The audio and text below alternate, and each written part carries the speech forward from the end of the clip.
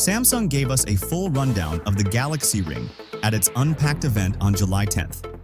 Although the device had already been public knowledge for a long time, we finally have in-depth information on what to expect and when we'll see it. With a release date of July 24th and a price point of $399, it's not remotely far from finally being in our hands. Yet, we cannot help but look further into the future. Although Samsung's first wearable ring isn't out yet, there's a lot to speculate about the Samsung Galaxy Ring 2, with patents already giving us an idea of what its design and new features can offer.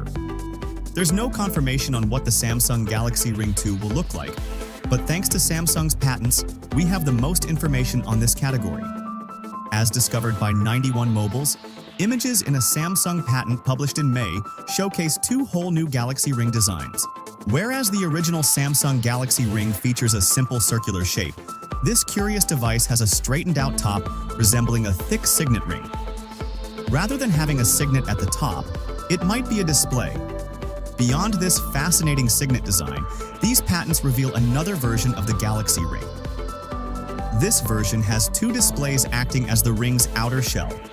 According to 91 Mobiles, the first display would allow users to click on icons, and the second would showcase the relevant information.